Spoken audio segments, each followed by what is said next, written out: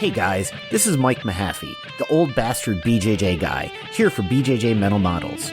Back in my day, we had to walk uphill in the snow both ways to get to the academy just to learn some crappy technique from a random purple belt. You kids have it so easy because now you can just subscribe to BJJ Mental Models Premium and get tons of great audio courses to learn new techniques, enhance your mindset, and entertain yourself. You can even get personalized rolling reviews from some of your favorite BJJ Mental Models coaches, including me. It's like having your own seminar, you spoiled little whippersnappers. So what are you waiting for? Subscribe to BJJ Mental Models Premium right now, get off my lawn, and go train.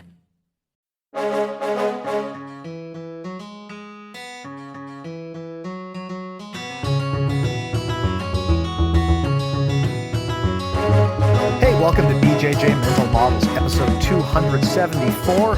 I'm Steve Kwan. BJJ Mental Models is your guide to a conceptual and intelligent jiu-jitsu approach, and I'm rolling for the first time with Mr. David Porter. David, how's it going? It's going great, Steve. Thanks for having me on. Happy to have you here. Now, you are a close friend of Jeff Shaw. Tell us a little bit about that. How do you know Jeff? Jeff and I go back over a decade at this point. It started with us both just being big competitors in the mid-Atlantic and proponents of going to as many grappling tournaments as we could. And so we ended up in the same circle of friends. And then ultimately, when he started running the Toro Cups, I got onto one of those shows and he even put me up at his house. And then we became great friends after that. We even went as far as to start our own school together out in Bellingham, Washington, which he still owns and operates to this day. And they're getting ready to celebrate their 5-year anniversary. For myself, I'm in the mid-Atlantic still, and I am at XCAL Shooting Sports and Fitness, which is a 96,000 square foot facility that is both a gun range and a fitness facility with a bunch of other things in between, martial arts studio, functional fitness, a spa, and restaurants. So it's a one-stop shop for a bunch of really cool things for adults. That is just absolutely awesome. I would love to have the jiu-jitsu equivalent of that, kind of like a whole mini mall all in one place. I can get my coffee and my jiu-jitsu and everything all done at once, get my nails done, get my hair done.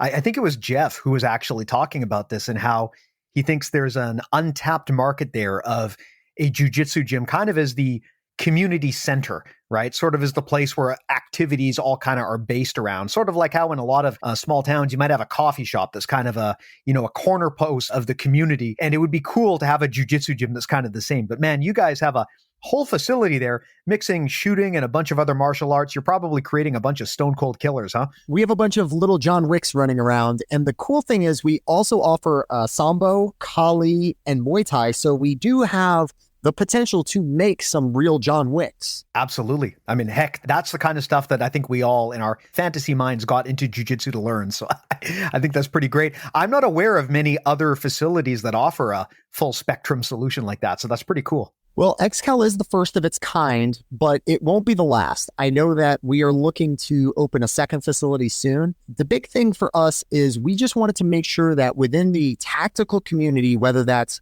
law enforcement professionals, paramilitary, military, private security, or just people looking for an overarching amount of fitness and self-defense, that they don't have to go to 3 different locations with 3 different memberships. They can go to one location with one membership and get all. Awesome. Well, this is BJJ Mental Models, so we'll probably be narrowing down on the jiu-jitsu side of things, although I have to admit, I am curious about firearm mental models. But what I wanted to talk to you about here today was coaching language. You'd mentioned earlier that something you're very passionate about is simplifying the coaching language that you use with your students. I presume that has a big impact both on how you run a class and also how you coach during a competition. But I will turn it over to you. Why don't you tell us a little bit about your framework here and how you came about to coaching with the type of language that you use today? Let me start with 2 quick points. First, this is not the ecological approach to jiu-jitsu, and this is not me trying to simplify the words needed to get the message across. And it is also a matter of me seeing so many coaches throughout the years do a not so great job at communicating what their intent is to their competitors. I think we've all been at a tournament where someone has said, explode or watch your face. And we're like, okay, well, what does that mean? I want people to get to the point where I have done all of the things I needed to do to get them through a foundational understanding of jiu-jitsu and then get them on target into a zone where they can make things happen that are just known quantities. And if I see them having trouble, I get them to go to the next available thing. So I'll break that down better now. We had talked previously about evergreen mechanics. Now, I think by and large, every academy has their own style, and that is what makes everybody so awesome, is that no one of us is better than all of us. And every school has an instructor or several instructors that specialize in something, and then their students are going to get that. But at our core, we have some things that I think we can all appreciate as just the basics. Posture, base, not crossing our feet, hand fighting, breaking posture, right? Like those are things that are common to all of us. And when I get my students comfortable with those evergreen mechanics, I can go to an event, know that I will mostly stay silent and use a lot of hand and arm signals when they are looking at me. And if they're not looking at me, but they're in a good situation, ready to score or get a takedown or move, I usually look at their body language and see where they're at, and then either tell them nothing because they're making the correct decisions on their own, or I'll highlight something they might not see, or they don't know that it could fail, or it's not a higher chance of success. And I give them the cue to move to the next adjacent position. So an example would be two people slap bump, they start, and they lock up in a head and arm tie-up. My competitor would probably know at that point that the fight is either to arm drag and get around or snap the head down. And those are just two pathways that are pretty common to all of us. Now, if they snap the person down, they're probably going to end up in a front headlock position, and they'll spend some time there doing their thing. And if I see them struggling or they're not moving at a speed that makes sense for them to stay there and waste resources, I'll say adjacent. And they know that that means what is the next move adjacent to the guillotine. So something like an anaconda choke, a Darce choke, an arm-in guillotine. They're going to go off of what they know at their core to be sound principles, but they didn't see that this thing was going to be too well defended or it's not going to be worth putting in the effort. So then that's the cue to move. And that's kind of the core of what I try to get across. And I don't want to be that overly verbose instructor saying too much and adding to the analysis paralysis of the competitor. So does that make a little bit more sense? Absolutely. Now, let me expand on that a bit. When you talk about simplifying the language, and I love this, by the way, because this is a sport where coaches have a tendency to say more than they probably need to. Now, I did love the disclaimer, by the way, about eco, but let me tell you, man, if you want to really annoy the eco community, this is absolutely the podcast to do this. I love eco, but one of my hobbies is also trolling the eco guys pretty hard. So don't feel like that is off limits. We are more than happy to allow trolling of the eco community here, but I understand what you're saying. I think that this is a sport where people tend to gravitate towards making language more complicated than it needs to be. And especially in the tournament environment that you discussed, I agree with you completely that there are many good reasons to keep your language simple. And I would ask you here, what's your main concern with doing that? Is it because you have time constraints and you're trying to get a message across quicker? Or is it a secrecy thing? Is it because you're trying to obfuscate what the game plan is so the opponent can't figure it out as you're barking orders to your grappler? No, it's totally the former, Steve. I don't want to waste time. My students have similar statistics and metrics to gauge themselves off of that I have. So one of the things that I pride myself on is my fast finishes, and I also have a high finishing rate. So in 21 years of competition, I've only won by points 4 times. And a lot of that is because I want to have a match where I systematically break someone down and get them into a vulnerable state to secure a submission and just walk away with my hand raised and no questions asked over whether if I had 30 more seconds or maybe that judge didn't know I have 3 middle names and a tan. Whatever biases that might be out there. I just want to be so good that the rules and the refs don't matter. And I want that for my students as well. So a thing that will get us all to a higher degree of success is when we can simplify it. Because no matter how much pedagogy we know, no matter how many degrees we might have, unless our students know that we care, they'll not learn from us. And how do we show that we care? By getting them to the most efficient version of themselves. Because one thing that I talk about often, and this is not to bash on eco, but effective versus efficient. One person might think they are efficient, but they're just effective. And an example of this would be if I said, you and I are going to start at a location and we are going to go somewhere miles away. And I don't tell you how to get there. I just say, this is the start point, this is the end point. And you hop on a bicycle and you go. You're going to get there. You will effectively get to that location. But if I get in my car, I will beat you there, and I will beat you there without spending as much energy. And for my students, what I'm trying to get across when I'm coaching them is I want to make sure that they do the things that they would naturally do so that it is something that can be repeatable. If they always need me there to coach them through all the macro movements, then I didn't prepare them in the buildup for that event. But let's say they get there and I'm sporadically giving them these 1 to 2 to maybe 3 word solutions to whatever the predicament they're in. And then they can effectively make that decision right there off of very little information. They're going to have that much more time towards the later part of that match for other stuff should it arise. But if we're burning the candle at both ends because we're saying a lot and they're missing that window of opportunity because the length of time it takes for me to say it, the opportunity is no longer there, we all lose.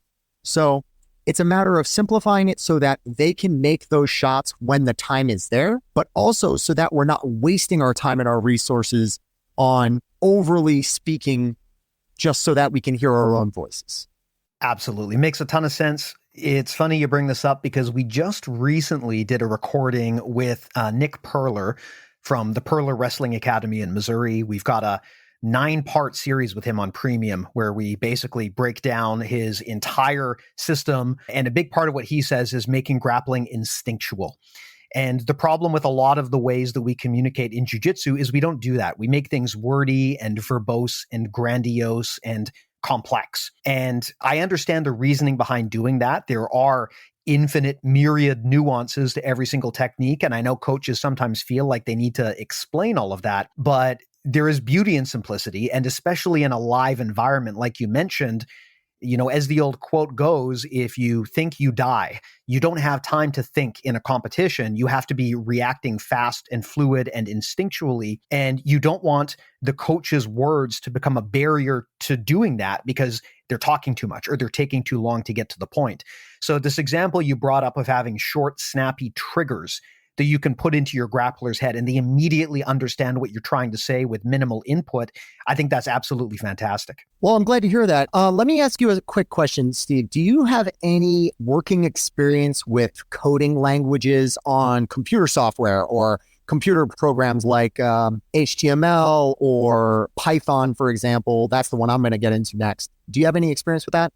I've talked about this on the podcast a few times. So during the day, when I am not the mental models guy, I'm at a software company here in Vancouver. So I'm quite well acquainted with that. My actual hands-on coding skills are very, very rusty, but absolutely. And I think I know where you're going with this, but why don't you just complete the thought there? Cool. So for any listeners who might not know this, Tim Peters was a gentleman who used Python a lot, and he ended up coming up with the guiding principles for Python's design. And 19 of them are written down and they're very succinct, like beautiful is better than ugly, explicit is better than implicit, simple better than complex, complex better than complicated. Now it goes on and on and on, but the most important stuff is what I had just mentioned with those first 4 lines. And I think that still resonates even if we're talking jiu-jitsu, even if we're not talking to a computer. But when we think of people, and we think of people as computers, we need to understand that we as coaches are programming the computer of our student. And if we say something like flying planes are dangerous and we give no context, the ambiguity of that sentence would cause the computer to crash because the computer wouldn't know whether the act of flying a plane is inherently dangerous or if planes just being in the sky are inherently dangerous. So until we define terms better, they don't know.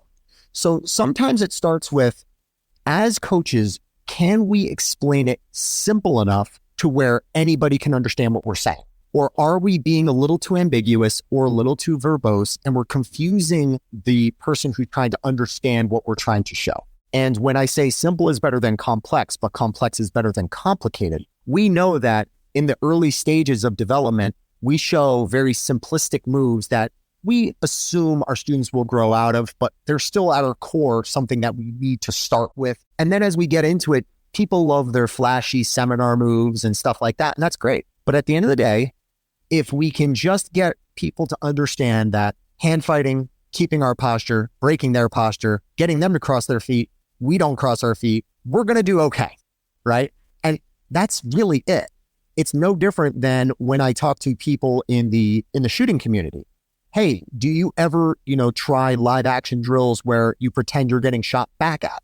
Because if you're not, and all you do is stand square to the target and unload at a piece of paper, that's not really you teaching yourself gun self-defense. You're just learning how to be accurate. Now, with us, we can't just learn a technique from a video. We have to get a buddy and we have to drill it and we have to get in the trenches and work. But along the way, you'll hear some nomenclature that makes it super confusing.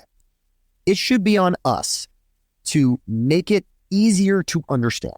And if I'm going so far out of my way to make it complicated, I have done nothing but show off and blow up my own ego. So I need to say, what would wow the crowd is not something where I do, a somersault or a big flashy move, but looks like I almost didn't do anything and had an effect.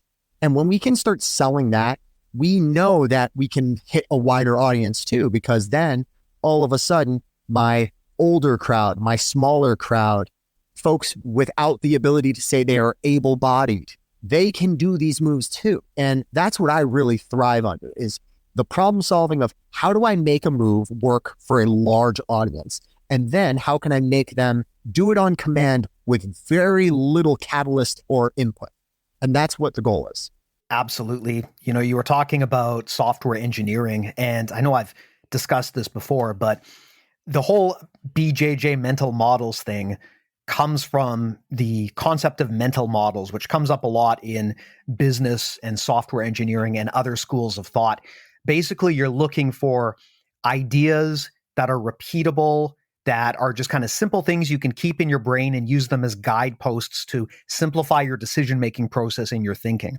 And the challenge that I had always had in jiu-jitsu is most instruction is just so verbose and complicated. I, like so many other people, went to class and was given very rigorous, explicit steps on how to do things like a given submission. Here's the 12 steps and they must be followed exactly. And the problem that I found with that approach is it was turning jiu-jitsu into this game of memorization where I just had so much stuff to keep in my head that I couldn't react fast enough. And it was frustrating too, because when I was rolling, I would know the steps, but I couldn't execute the move, not against a resisting opponent anyway. And that sounds very similar to the example you brought up about a firing range. Shooting a piece of paper is going to be very different against actual gun self-defense. Similarly, jiu-jitsu against a non-resisting opponent will be very different from jiu-jitsu against someone who is actively resisting. That's something that the eco guys talk a lot about. And I think a mistake many jiu-jitsu instructors make is they think that every detail is equally important and they won't rest until they've communicated every single thing they know. But the problem is that's just going to overwhelm the other person. It creates this massive cognitive load. Someone who is a white belt or even a blue or a purple belt is often going to get overwhelmed by those details.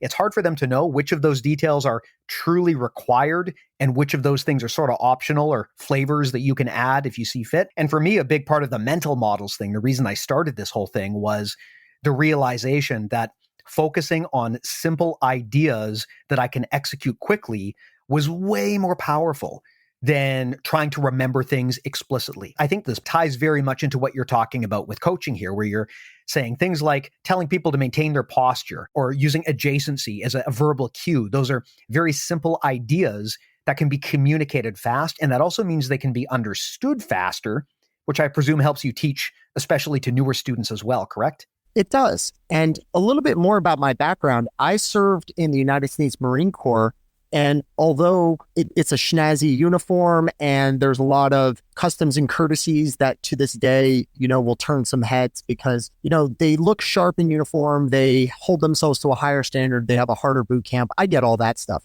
But what I see is a bunch of people that might not be looked at as the most intelligent community in the world. And there's a lot of running jokes about, Marines eating crayons and not knowing their way, across town and having poor IQ. And that's not the case. They can't possibly be dumber than jiu-jitsu people. There's no way.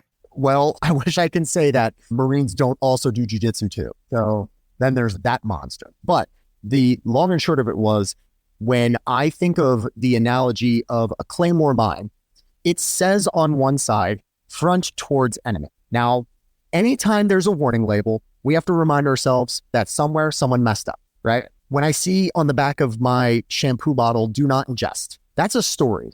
That is telling me something.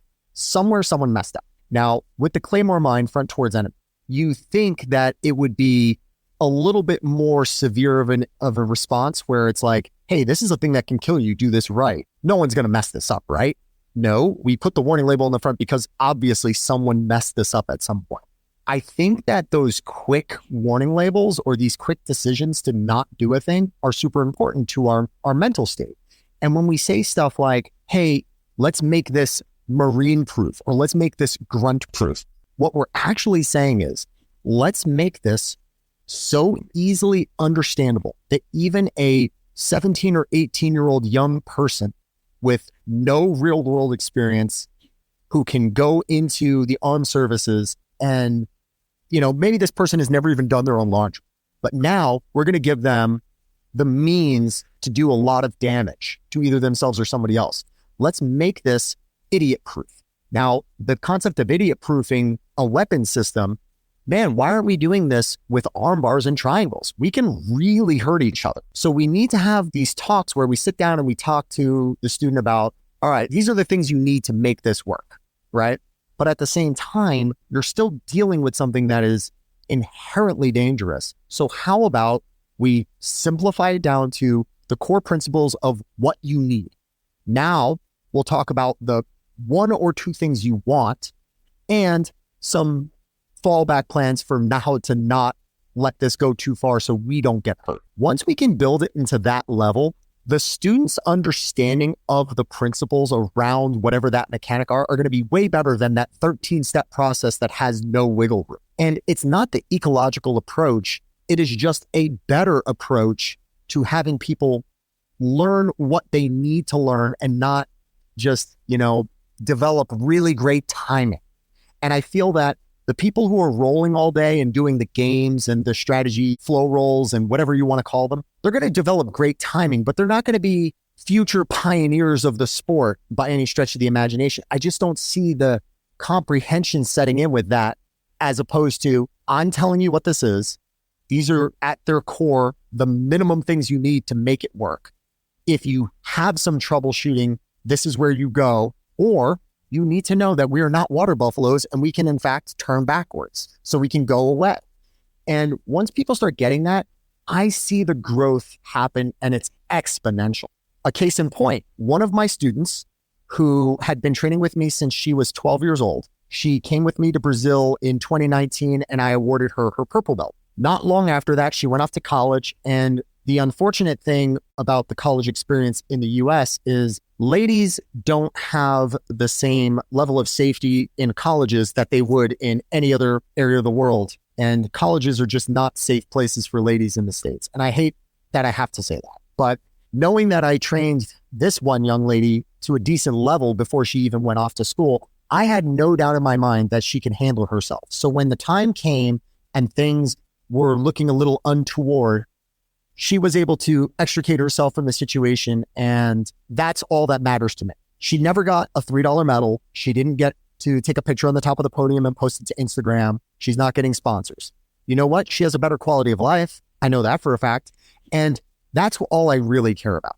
But when it's about the competitors who care about their standings, I just need them to fire on all cylinders without the idea of, I need to bring every jiu-jitsu class I've ever learned and show it all in this 5-minute match. man, you're going to show maybe 5 moves. And I just need you to do those 5 moves as they feel appropriate when the timing occurs and without hesitation. That's what I want. Yeah, that makes a ton of sense. Reminds me of the old judo concept of Tokui Waza, where you have kind of signature techniques, things that you're really good at. Very few judoka are going to be using a wide variety of throws. Usually they've got a few that they're good at, and their whole game is trying to funnel people back to those.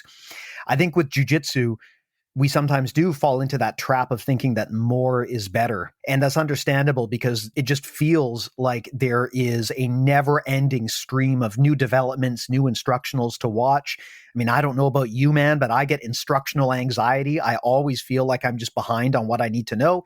Just when I'm studying one thing, something new comes up, and you can put a lot of forward pressure on yourself if you expect that you should know all of this stuff. But no one can be good at everything. And even if you could be, that doesn't mean you're going to use that stuff. So a big part of coming up with a cohesive game plan, I think, is that simplification, narrowing things down, figuring out what really works, and not stressing too much about the things that aren't really relevant to what you're trying to achieve. Because you're absolutely right. A grappler who goes into a tournament thinking that they're going to use every technique they've ever been taught, they're going to be quite disappointed because most of those scenarios will never arise.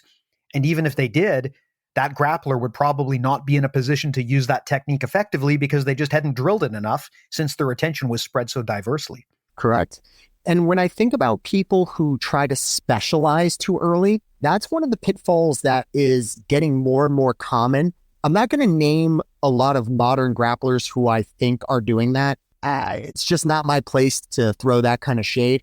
But when I see some of these younger guys coming along that haven't been doing this more than a couple of years, but they're having some tournament success because they're doing their few moves very well. Great. You are very dangerous in those zones. Now you compete against somebody who can make you not get there, and you just seem like you don't know what you're doing. I would love it if, as a whole, we would understand that we need to generalize before we can specialize. And then while we're generalizing, it's a matter of getting those core principles down of what I would call the evergreen mechanics. And if you don't have, a basic straight ankle lock, a basic arm bar, and a guillotine choke, you're not going to get very far if you don't have at least one good attack on every major component of the body. And then have those backup plans, those adjacent moves, as I talked about, and build from there.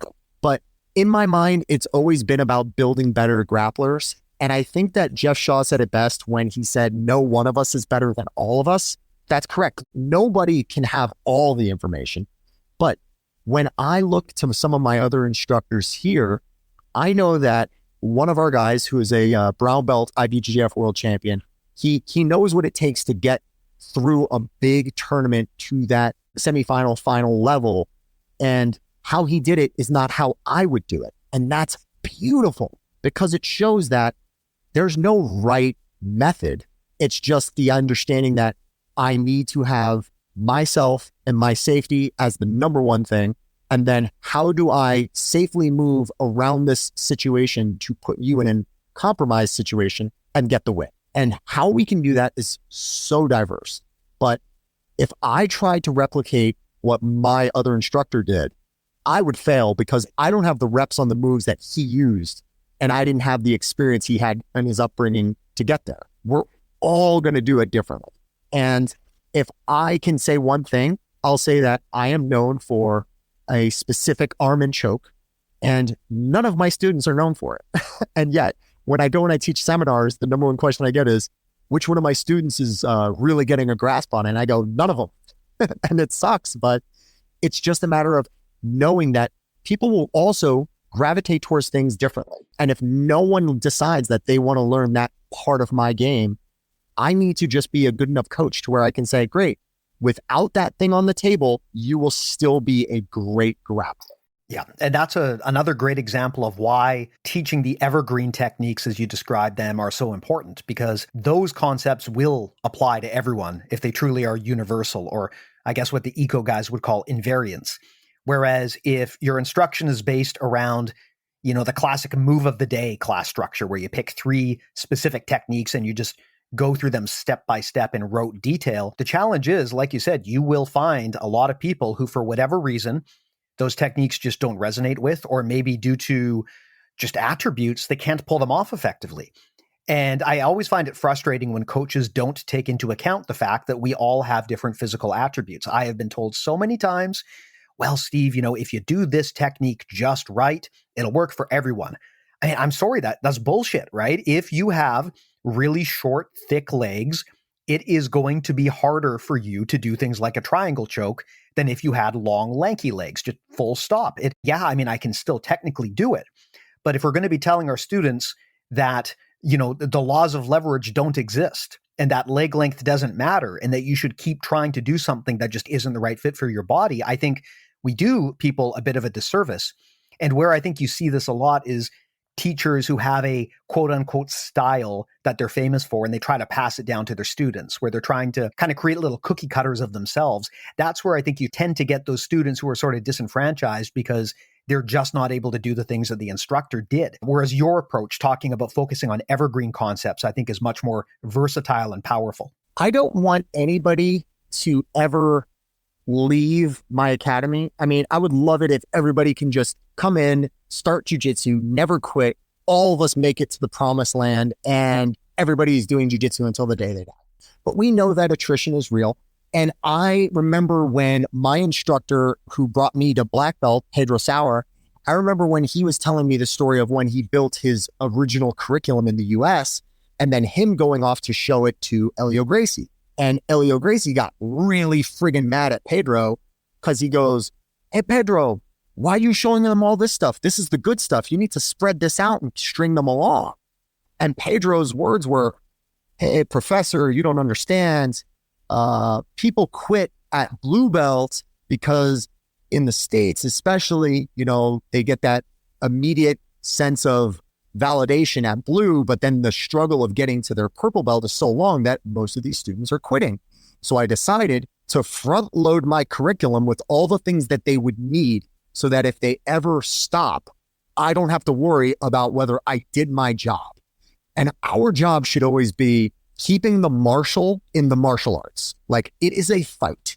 I don't want it to look fancy. I don't want it to look cool. I want it to be efficient, not just effective. And I think a lot of the time people will do those, 13-step moves because at the end of it, with a completely compliant, non-resisting person as you're demoing this, everything looks cool. But can I make that work in a grapple? Could I make that work if people are throwing punches at my face? And what Pedro did by taking some of these other mechanics that were later on in Elio Gracie's curriculum and putting them into his white to blue belt curriculum, it at least gave him that peace of mind saying, I have given those students everything that would be commonly shown in a fight. And now it's on them to continue their education if they're looking to do something more. So are you going to build competitive white belts for tournaments? No. Are you going to build better, more aware martial artists? Yes. Now, what ends up happening after that? Man, it's a mad dash to find all those more modern jujitsu techniques that are being applied, like lower body entanglements and some of the different takedowns and the scoring systems and the passing sequences. And I get that. But by and large, if we can just get people to a state of relative ease with their comfort in the grapple, that's the big hurdle. And for me, I say stuff like the barrier to entry on jiu-jitsu that is the most prohibitive is fear. Either I'm afraid of getting hurt, I'm afraid of looking bad, I'm afraid that I'm coming in too late, I'm afraid I'm coming in too early, I don't feel I've stretched enough, I don't feel I can press enough weight. We know that's all bullshit. We know that when you come in, you're going to have whatever setbacks or limitations you have, and we all have them. And the beauty of it is that we're going to surpass that day one self very, very quickly. And when you look back, no one ever regrets the time that they trained. They usually regret not doing it sooner or the way in which they did it. Now, I also know that cost and time and location, those are the big reasons. But I think at our core, it's fear. Now, if I can make a well-lit, clean academy seem presentable enough that someone would be willing to walk through those doors, it's on me to not inundate them with the entire history of jiu-jitsu every time we step on the mat, the entire catalog of every Japanese name to a move you can imagine. That is going to scare people off. You are going to increase the anxiety levels of that room by just showcasing how big of a brain you have. And guess what? They won't care. They won't care because that's not you giving to them. You think it is, but it's us reciting how great our knowledge base is. Every student I've gotten that has left to go elsewhere to train, one of the first things they'll say when I ask them how they're settling in is usually about the community. And Jeff Shaw and I had this conversation a long time ago too. And the analogy I used was close to making lemonade. If we use the basic ingredients of lemon, water, and sugar, it's 3 ingredients.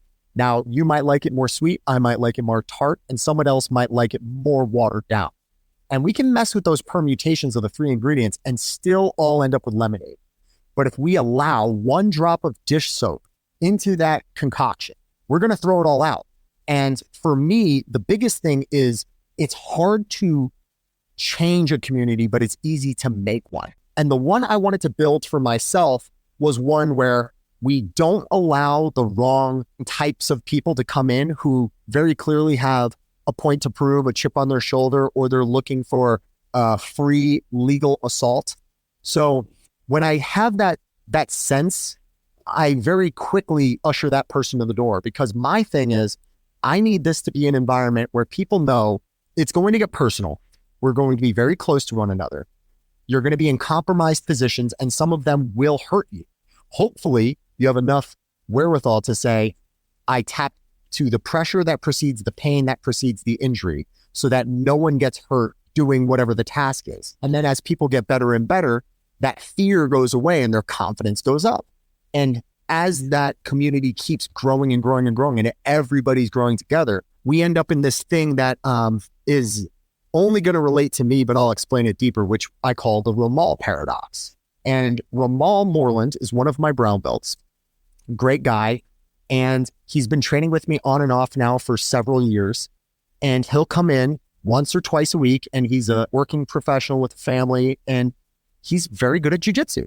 Is he going to be a world beater? Is he going to be a world champion? No. But what Ramal does better than most people is he follows instruction, and he understands that the core principles of keeping it simple, making sure that I stay safe, and all the evergreen mechanics are present first and foremost, and then working off of that. Well, Ramal will grapple with, say, a purple or a brown belt, and then he'll struggle, and he'll be like, man, I hate that I know I'm getting better and not feeling like I'm getting better because they're getting better too. And it's a shitty situation to be in where you're like, man, I'm busting my butt and I'm doing great and I am improving, but I don't feel like it with my training partners because they're improving too. But that's the room I want to build, where everyone is growing, but we still feel like we have more to do because everybody's just getting so good. How do you get there? I think it's by making the fear become one of the lower things that you have to worry about, and just making sure that people know we care about their development. Yeah, interesting. My old coach would call that the elevator. That's how he used to describe it, which is that we're all on this elevator going up together, and it's hard to tell if you're getting better than the people around you because you're all advancing. But if anyone gets off that elevator, it's going to keep going up. And when that person gets back on, they're going to see the skill difference.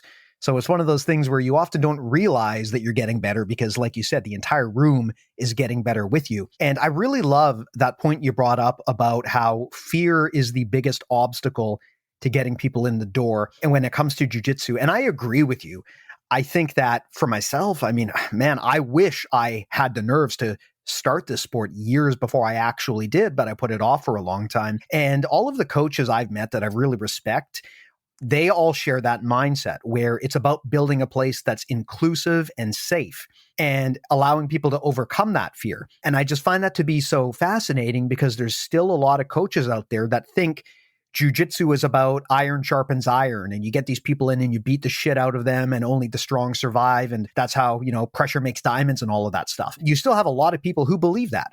But the problem is you create a survivorship bias when you do that, where you're driving off 99% of your customers.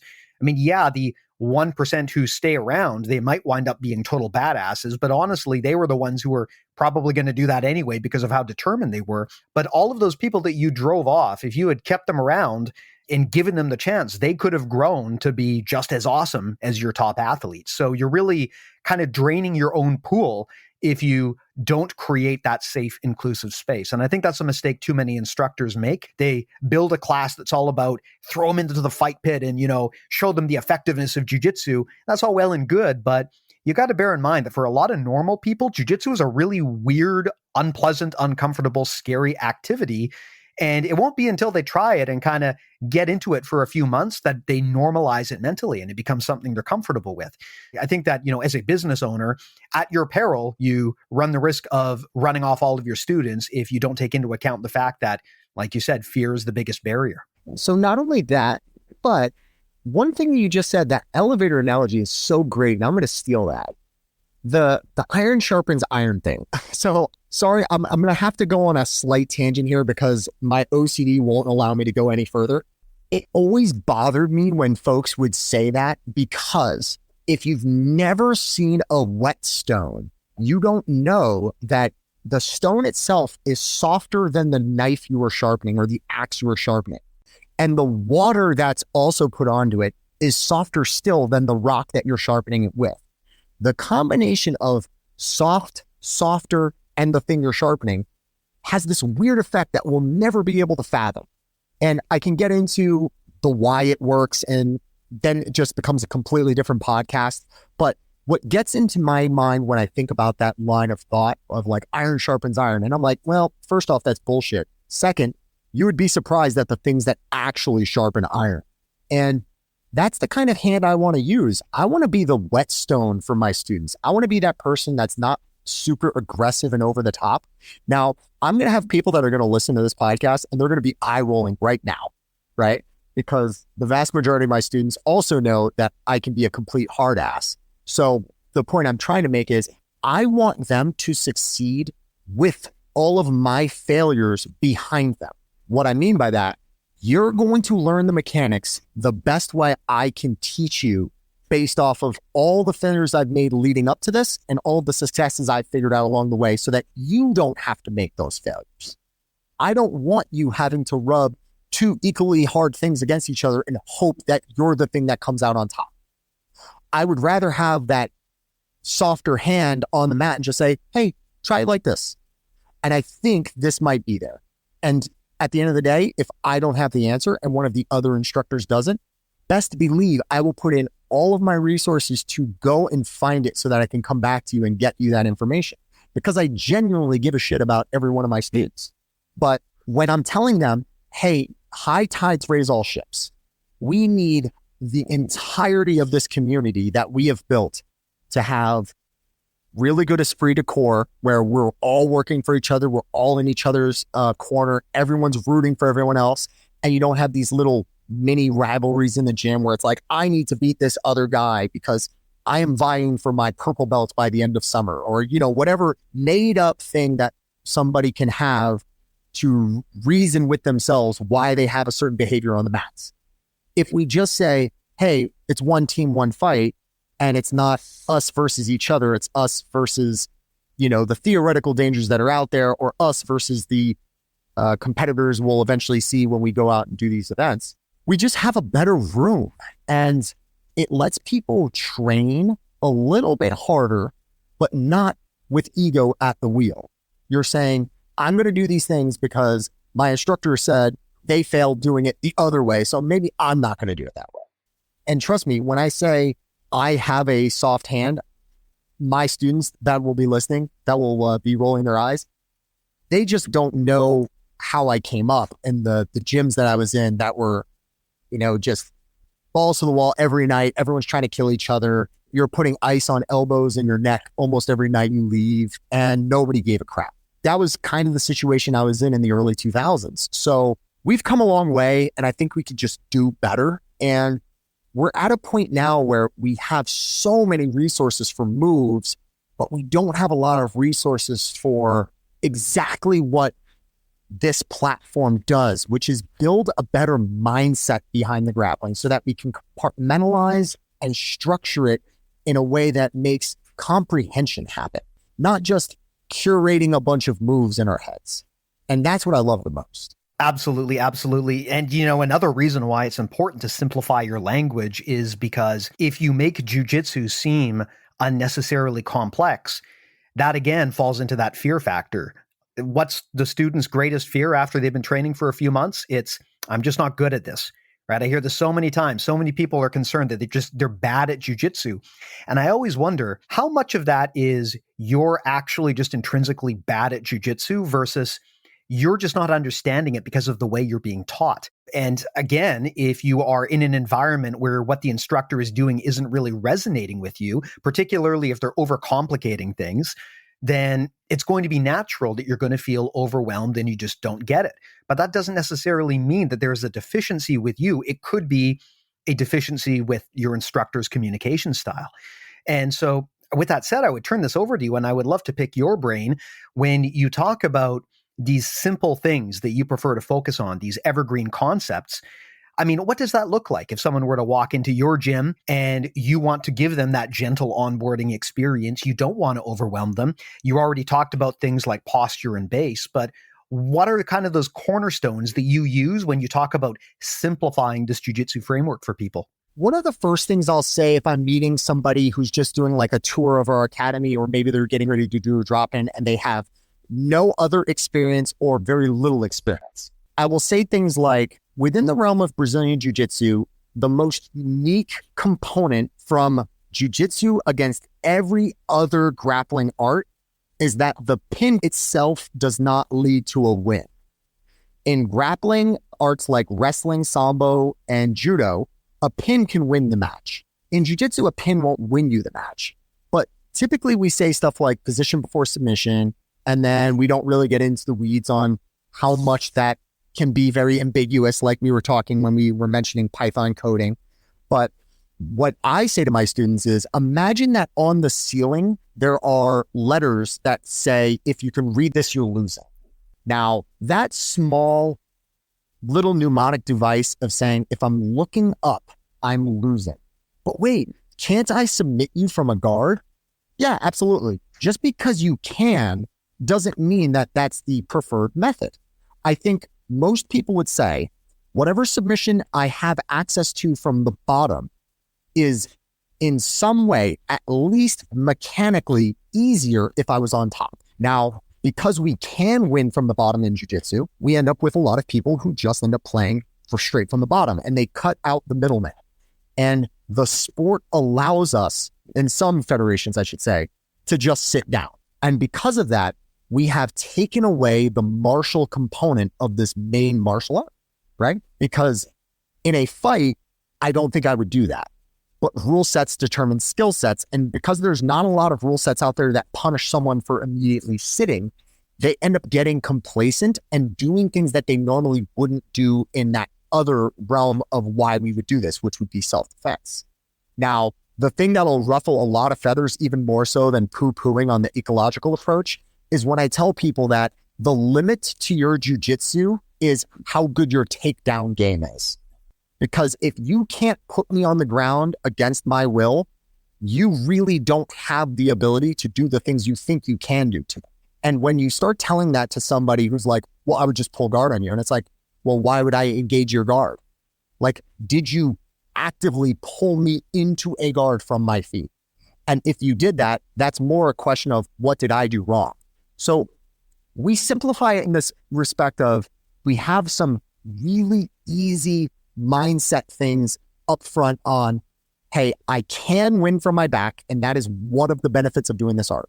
But I shouldn't just go to my back because of ease of use. I should try my best to employ the golden rules of jiu-jitsu that Chris Hodder is most famously known for saying, which is be on top, stay on top, have an unpassable guard, and don't fall in love with the seductive nature of guard and remind ourselves to get on top. Now, It's the golden rules for fighting, not necessarily golden rules for jiu-jitsu. I apologize. But I think when we stop making the grapple simulate the fight, we're going to start seeing jiu-jitsu get a little bit more niche, where it's not going to be as mainstream as we want it to be.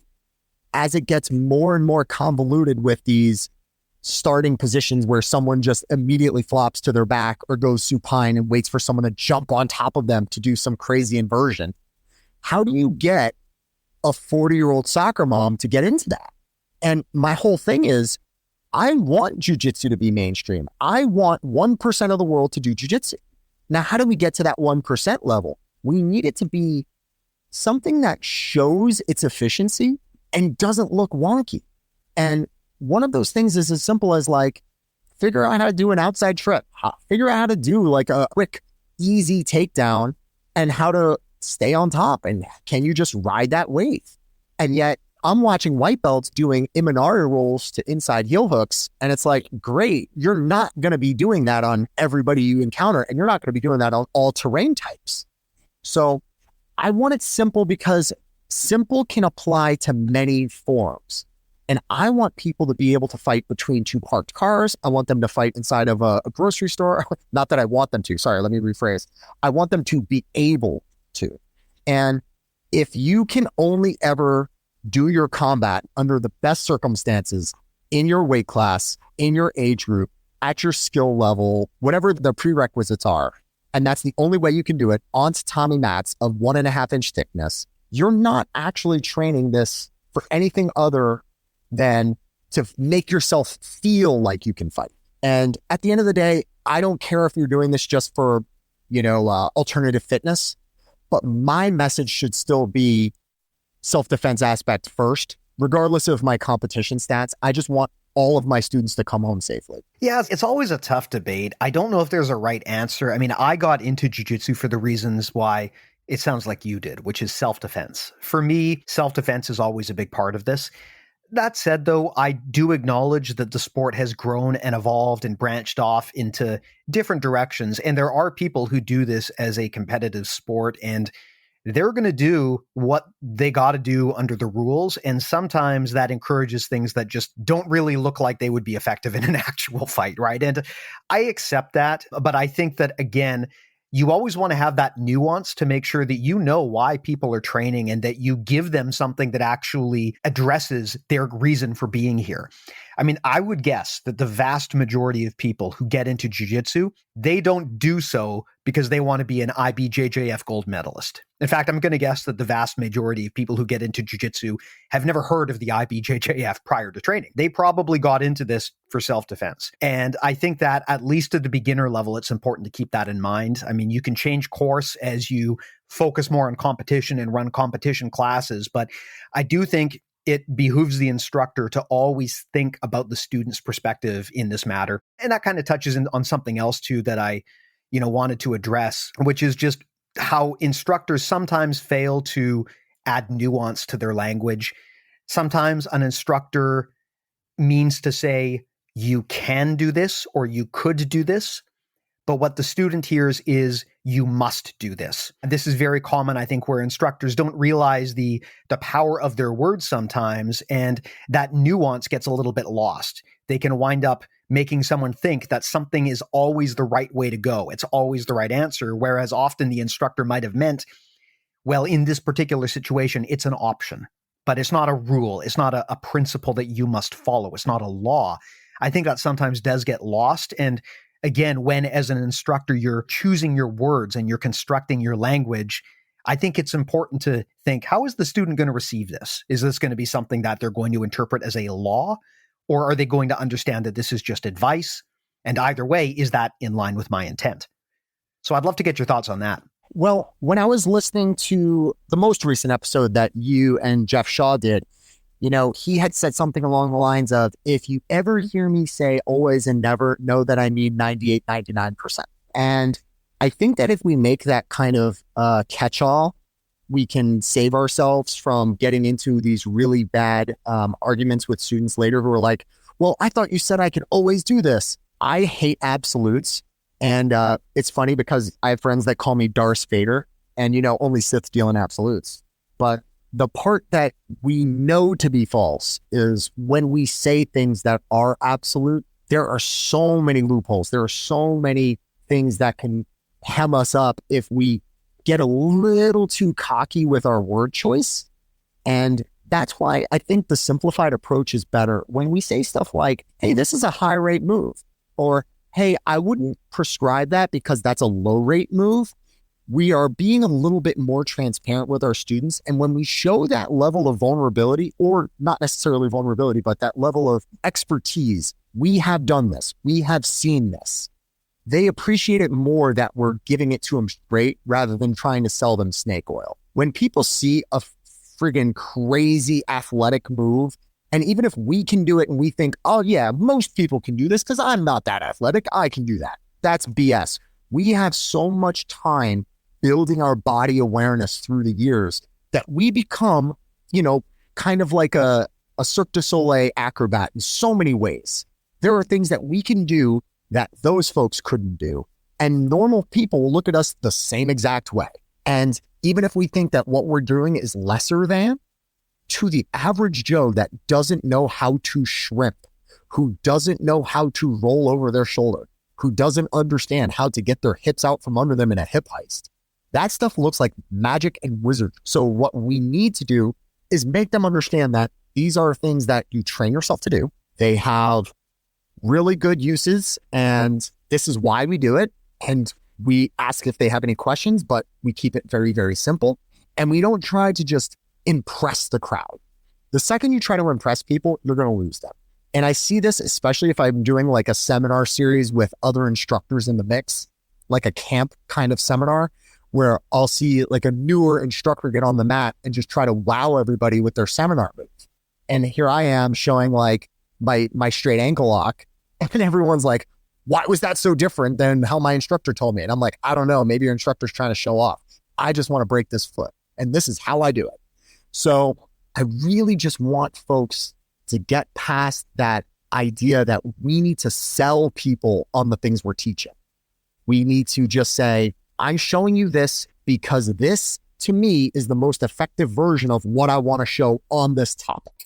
I am allowed to be wrong. And a year from now, or 2 years, or 3 years from now, if you come back to me and I'm still teaching the same move, I need you to keep me honest and say, hey, you haven't changed this in a few years. Is it still because it's that effective, or is it because you got complacent? Now, this leads to another thought, which is you didn't drive your Model T to work, right? You got in some newer vehicle and you did your locomotion in the most modern way possible.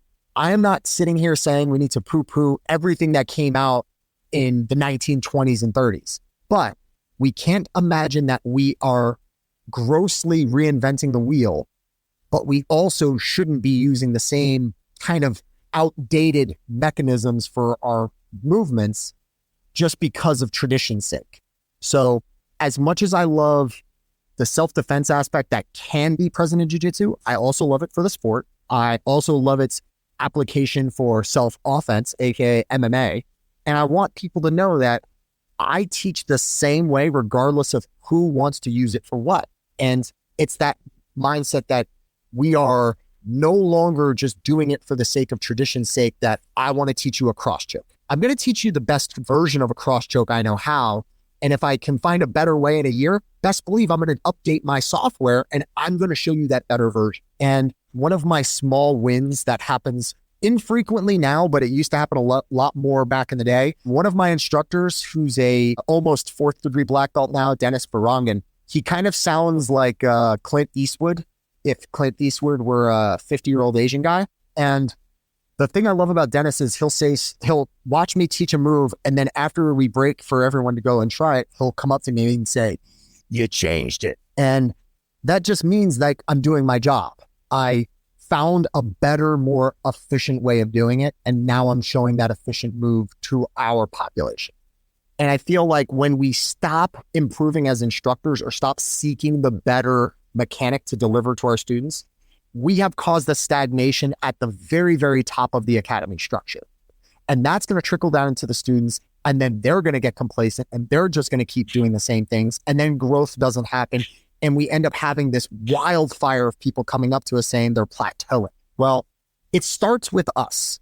If we can't simplify it and we can't also improve on the design when the design can be improved on, we're doing a disservice. So it's not just collect the fanciest techniques, show those until everyone can get fancy techniques. It's learn the most simplified version of a movement, build around that movement, and when a better version comes along, immediately adapt and overcome. Got it. Now, look, this wouldn't be a conversation about coaching language if we didn't talk about some of the nomenclature in jiu-jitsu. It's a strange art in some ways, right? You're pulling words from Japanese, Portuguese, English, you're mixing them together.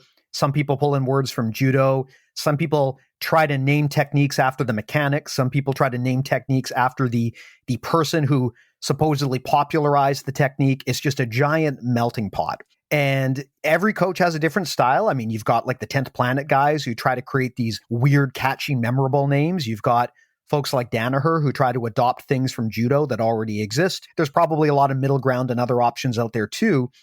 And that's not always the way things are done in other sports. You look at judo and the names are much more controlled and regulated. And I would love to get your thoughts on this when it comes to just the way that we explain things and name things in jiu-jitsu. There's a lot of power in a name, but there can also be a lot of disadvantages if you name things wrong. What are your thoughts on the kind of way that we name stuff in jiu-jitsu today? Man, this is such a can of worms, and I love it and I hate it at the same time. Let me start by saying naming moves after people is the fastest way to making me upset. People are fallible. So let me just throw one out here because I love Brandon McCarran, and I know that he was on the podcast not too long ago, and Brandon's awesome. He does a lot of tutorials and he puts out stuff, and I know that he drops names as a way of not just associating a move with a person. The thing about Brandon that I like the most is he's very open and he loves to share, and he's got a great following. He's a likable, affable guy. The one thing I wish he hadn't done specifically for me was name a move after me. Because first off, it's not my move. I did not invent this jujitsu. I saw a trend of things that seemed to work for the people that I studied tape on, and then I adopted it into my game. And maybe because I made it more popularized in the current setting, then people are like, oh, look at this thing that only Dave is doing. So now the Dave Porter role to do the Darce from a top position to a bottom position, which, you know, some people would call the Mars because of Mark Lehman wanting to name a Darce after himself, which once again, I hate naming moves after people. It's just because I saw guys like Jeff Glover, Bill Cooper, and Ryan Hall doing it. And I thought, hey, they're doing it for a reason. It's working. But because jiu-jitsu has a huge what have you done for me lately vibe, and the kids that are competing now in 2024, they know who Glover is. They know who Ryan Hall is. They might know who Bill Cooper is, but they're not finger on the pulse to the way things always were. So it's, oh, what is this guy doing? Oh man, this is so different from what everybody else is doing. But it's not different from how people used to do it. And they did it for a reason, and it had effect. Now, when you name a move like the De La Riva guard, well, Ricardo De La Riva might not be a great person. Ovin St. Preux has done the Von Flue choke more than Jason Von Flue. Why don't we call it the Ovin St. Preux? Or we call this move the Kimura because Masahiko Kimura beat one Gracie. Well, why don't we call it the Sakuraba? He beat an egg crate of Gracies. You know, and that's the point about naming moves after people that I just can't stand. We're fallible. Maybe someone came before us and it's just a matter of, you know, the cult of personality. People gravitate towards the person they like more and they say that. But we need better names for these moves, because if I say Kimura, we know what that means because we've been around it, but it doesn't tell the person what they should do.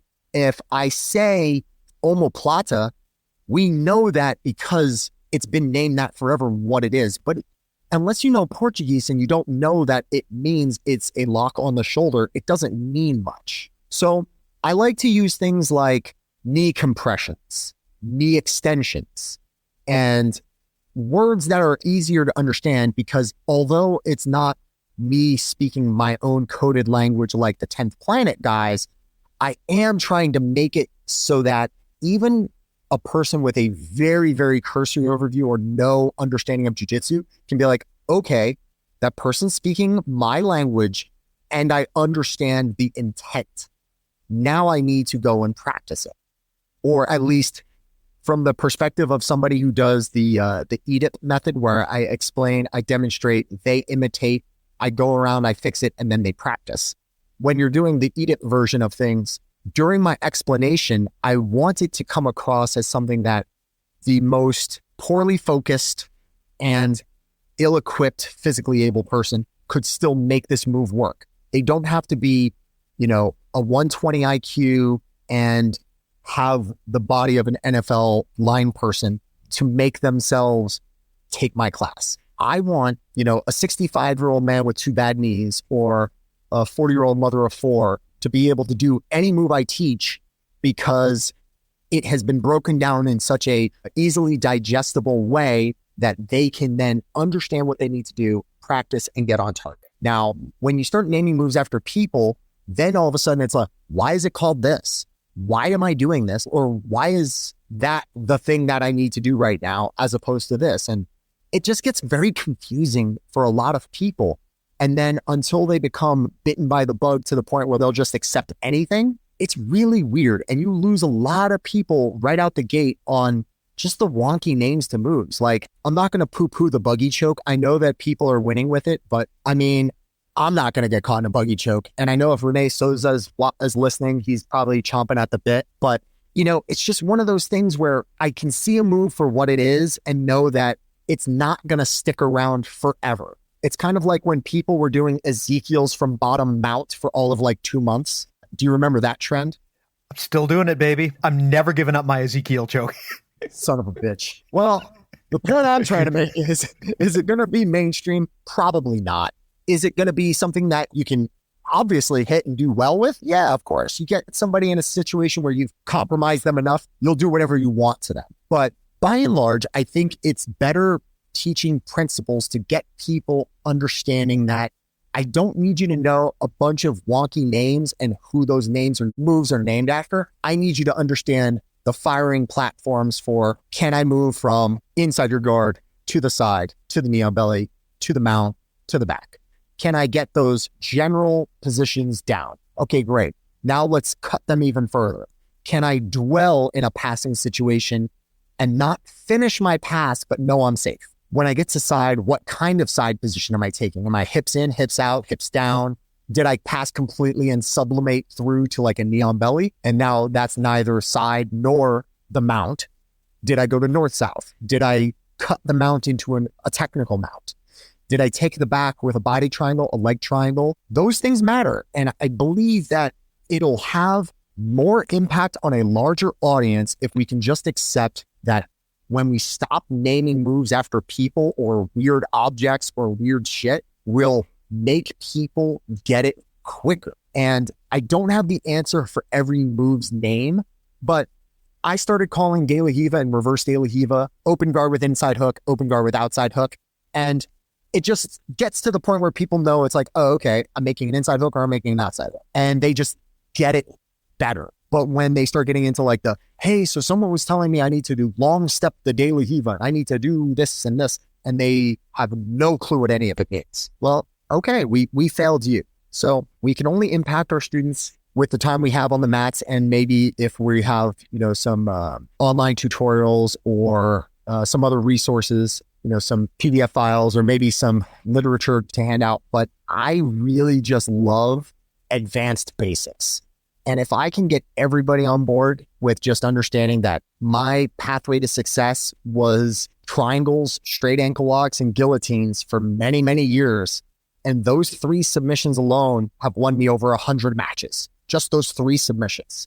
And then when you think, well, shit, I have 376 competition matches. I've only won by points 4 times in 21 years. How am I becoming so submission focused and proficient? It's move, isolate, submit. When it's move to those positions we discussed. When it's isolate, it's the neck, the arm, the leg, and then submit.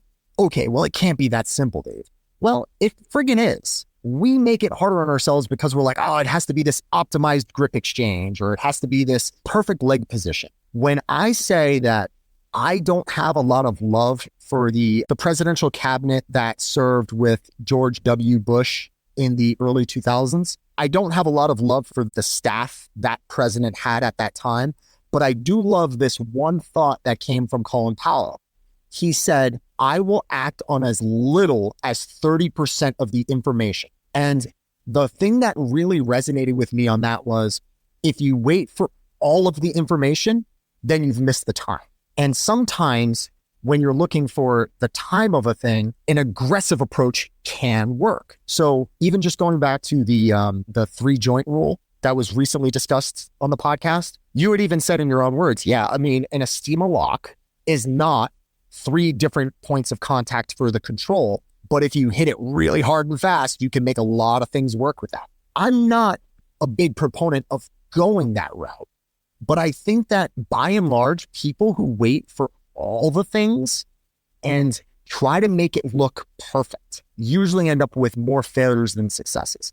I think we have to find that happy balance behind, I don't want to be explosive and just slam something home with very little control, but I'm also not going to wait for this magical moment that might not occur under the confines of the time I have to do it. And we can get by all of that stuff by just getting out of our heads with, I need everything. You don't need everything. There is a sweet spot of just enough, and you're only going to get that through training and finding it out. You know, a recurring thought I'm having as we have this conversation through some of these topics, I think a big part of the issue that we've got here is that there's kind of a curse of knowledge problem in jiu-jitsu, and that's expected in any high skill sport. When you've got black belts who have been training for over a decade, they're going to have a massive knowledge gap against the white belts, and it is inevitable that they will forget how hard it is to be in that very confusing white belt role. However, one thing about jiu-jitsu that is interesting to me is in a lot of other disciplines, when you've got that massive skill gap, the expert realizes that and they work to try to simplify so that they can communicate their knowledge to the next generation and uplift them. And like you said, help them learn from the prior generation's successes and failures. Whereas in jiu-jitsu, it often feels like this complexity, we're kind of proud of it. We look at it like almost like a form of hazing. Like, of course, the students have to learn and memorize all of these things because I did, and so therefore they did. You know, of course, it's going to take you 12 years to get a black belt because I did, and that's just the way it is, and it shouldn't be any faster than that. And it feels like as a coach, we should always be trying to close that knowledge gap, make it easier for the next generation rather than making it harder. And I think language is a perfect example of where that happens. I look at other martial arts like wrestling or judo, and I'm really envious of the simplicity of some of the names that they have around things. Whereas in jiu-jitsu, even as a 15-year black belt, I am constantly getting bombarded with new techniques and names and things I've never heard of before. And it's just all made up words. A lot of the time when people show me what it is they're talking about, okay, I understand it now that I can see it, but why did we have to invent a new name for this thing? There must have been a better way to explain things. And I feel like that's a big place where jiu-jitsu coaching could improve, is making that deliberate effort to hand the baton to the next generation and be clearer in our communication rather than expecting our students to pick up the slack for us and learn our weird, complicated vocabulary. Well, I think something that I say to competitors before they go on the mat, and then the thing I say to them after their division is over, that also goes into a part of the mentality too. I'll usually look my competitor right in the eye right before their first match, and I'll say, look on the bright side, you're not grappling me. And then once we've gotten that levity and we understand that it's like, yeah, okay, I get that, duh. But what you're really saying when you say that is, don't take everything you think I have in terms of what I've taught you or what I might possess and think of that as some bar you need to clear. You're not going to do that in 5 to 10 minutes on the mat. What I'm saying to you is, you're not grappling me. You're not grappling my knowledge. You're not grappling all the things that I've brought to bear when I talk about, you know, a specific match I had one time or any of that. You're doing your own thing. And that at least gets them in the right mindset before they step on the mat. And then regardless of how they do that day, the same thing gets said after the division is over. All of your losses are mine and all of your wins are your own. Because either you did the work to get success in your match or I did not prepare you well enough. And that's it. And I take that ownership as a coach. And that usually takes a lot more of the stress off of that competitor, to where then they come back, they train, they correct, they go out, they do it again. Otherwise, you have a lot of one and dones where somebody goes, that wasn't for me, and I didn't do well, and I didn't have a feel good, and I don't want to lose anymore. Man, I lost my first 10 tournaments every single match.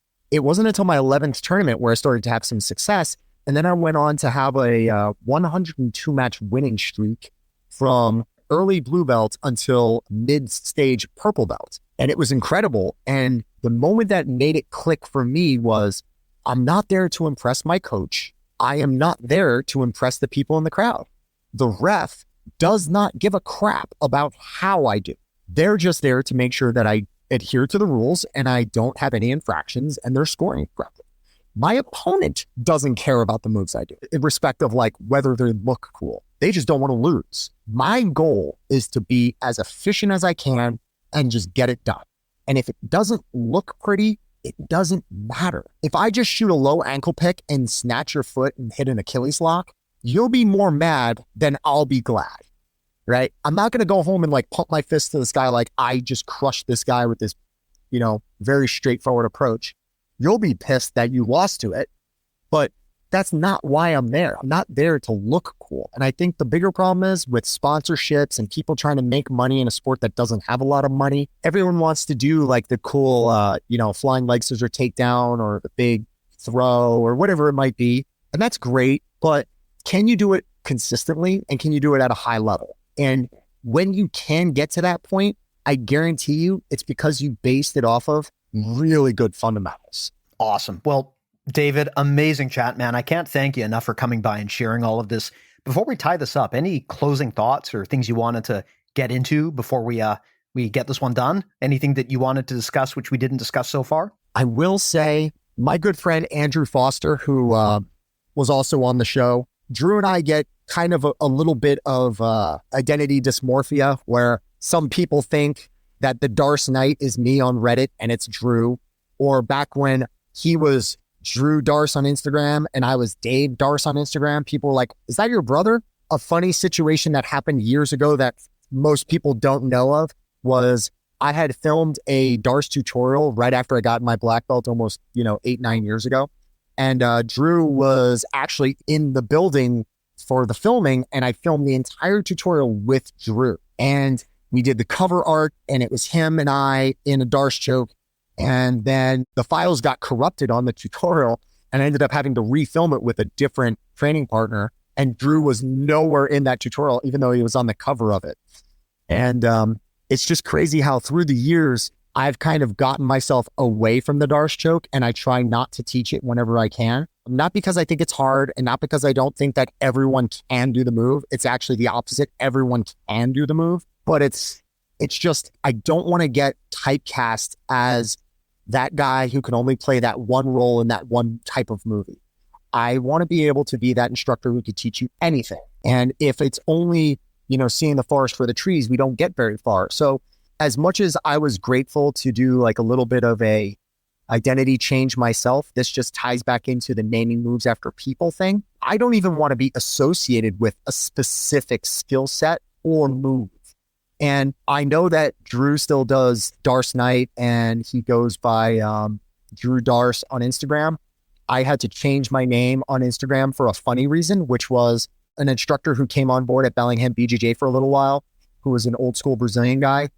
He didn't know me very well and he followed me on Instagram. And then before long, he started calling me Professor Darce. And I think Darce was my last name. So our words do matter. And so do the images we project on social media and things like that. So when I changed my name on IG to Lanky Mongoose, Lanky because I am a longer limbed athlete and Mongoose because it's kind of been my spirit animal for the longest time.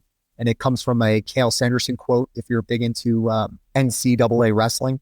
I want to make sure that people know I am greater than a move and it's not even my best move. I think I have 36 Darce chokes in competition total, and I have more triangle chokes than that, but nobody has ever called me in to do a triangle seminar.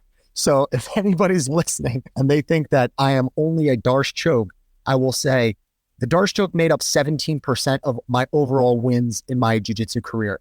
It's a great move. It's not the only move. It's not my move. Make your jiu-jitsu your own.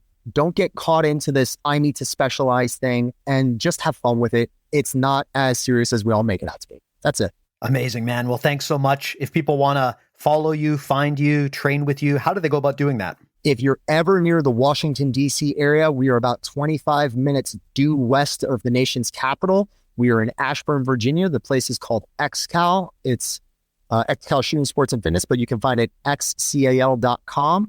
And I am on BJJ Fanatics with several tutorials, Instagram, Lanky Mongoose, as I said, but I answer all of my messages. I don't put anybody unread unless you're trying to sell me geese from a third world country. And I love questions. Amazing. Well, as I always do, I will put those links in the show notes. So if you want to talk to David, train with David, easy way to do that. Just go to your podcast player, hit info, description, notes, whatever it's called, and there will be some quick links for you there.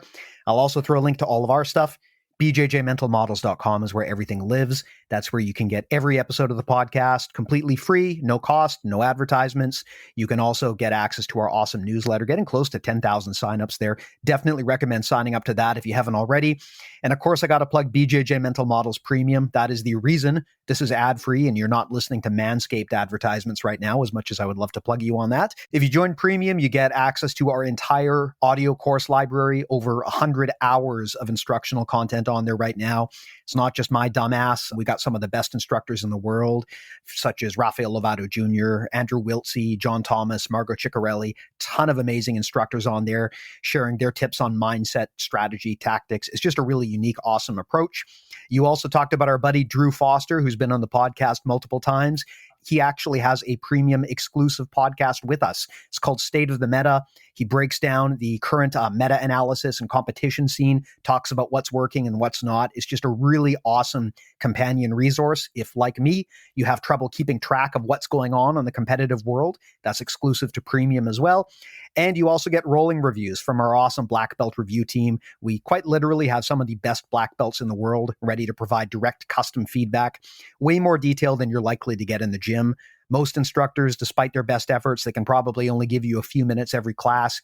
It is a total game changer to have a multi-time world champ break down exactly what you should be doing or shouldn't be doing in exquisite detail. That's something you can really only get from us. And because of volume, we can do that at just a fraction of the price that it would cost to go to one of these people directly. So please do check all of that out. And if you didn't already know, there is a 7-day free trial. So if you hate it, you can cancel it. Won't cost you a cent. So anyway, all of that is at bjjmentalmodels.com. And as always, I will put a link in the show notes.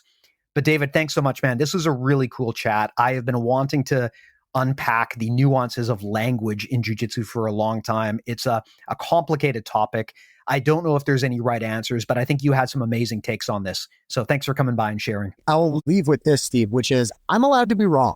And I think one of the things that has helped me the most through the years is just knowing that we all are. So if it seems like something that will apply to you, man, I hope the folks that are listening apply it where it makes sense. And if it doesn't, then just know that it's an approach. It's not the approach. But thank you for having me on. It's been an absolute pleasure, Steve. Most welcome, sir. And thank you to all the listeners too. I truly do appreciate that everyone hangs out with us here every week. Thanks a lot. We'll talk to you next time. See you soon.